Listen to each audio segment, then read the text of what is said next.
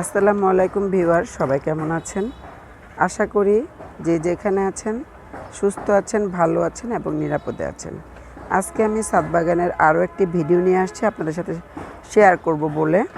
সেটা হচ্ছে এই যে দেখতে পাচ্ছেন একটা ডাটা, আমি ডাটার গোড়াটা দেখাচ্ছি, বেশ মোটা। এটা থেকে আমি বীজ রাখবো আর এটা আমি আপনাদের সাথে শেয়ার করছি। আশা করি আপনাদের ভীষণ ভালো লাগবে। ছোট্ট একটা ভিডিও, আশা করি সবাই ফুল ভিডিও দেখবেন লাইক দিয়ে। তো এই যে দেখতে পাচ্ছেন ডাটাটা, এটা কিন্তু আমি লাগাইনি, এটা মরিচ গাছ আছে এখানে। মরিচ গাছের ঠিক পাশে এমনিতেই পড়ে উঠেছে। তো দেখলাম যে ডাটাটা অনেক মোটা, অনেক বড়, অনেক মোটা হয়েছে। তো ভাবলাম যে এটা বীজ রেখে দেই। এটা থেকে যদি আমি বীজ রাখতে পারি তাহলে কিন্তু আলহামদুলিল্লাহ সারা বছর আর আমার বীজ কিনতে হবে না। মানে আমি নিজের গাছের থেকে বীজ পেতে পারবো আর সেটা লাগাতে পারবো। কারণ বাজারের বীজগুলো আসলে ভালো হয় না, তারা কিন্তু আমাদেরকে অনেক ঠকিয়ে দেয়।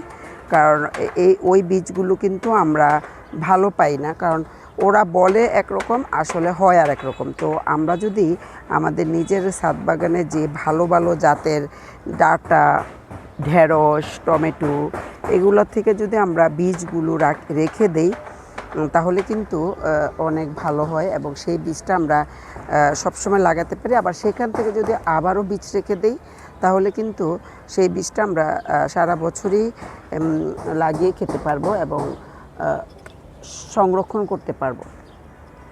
তো আপনারা কিন্তু এরকম করবেন যে নিজের গাছে যা যা ভালো, মরিচ বলেন, টমেটো বলেন, বেগুন, কালো বেগুন, আমি কিন্তু সব কিছু আমার নিজের বীজ নিজেই লাগাই সারা বছর। তো এই বীজটা আমি একটু চেক করলাম যে ডাটাটা কি এখনও কি বীজ হয়েছে কি না।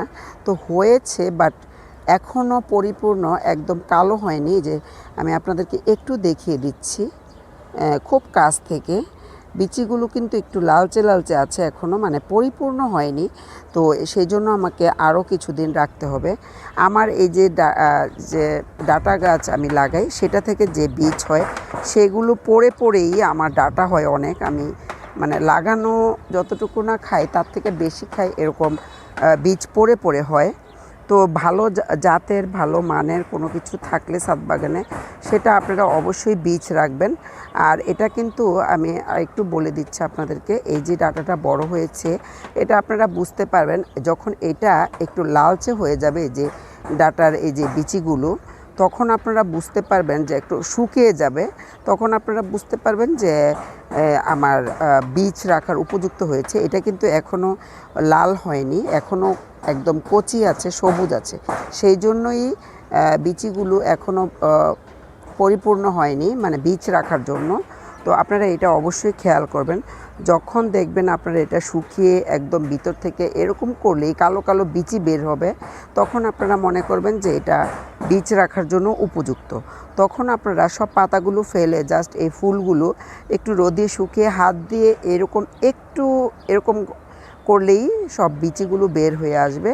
আর সেগুলো থেকে আপনারা বীজ সংগ্রহ করতে পারবেন।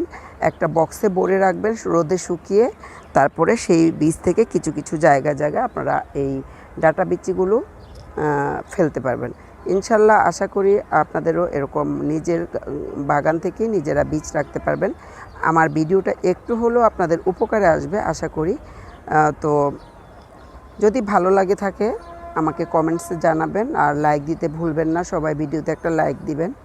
সবাই ভালো থাকবেন, নিরাপদে থাকবেন, সুস্থ থাকবেন। আমার এই ভিডিওর মাধ্যমে আমি আপনাদেরকে কিছু কিছু টিপস দেওয়ার চেষ্টা করি, যতটুকু জানি না আপনাদের উপকারে আসে কি না, অবশ্যই আমাকে জানাবেন। সবাই ভালো থাকবেন, সুস্থ থাকবেন এবং নিরাপদে থাকবেন।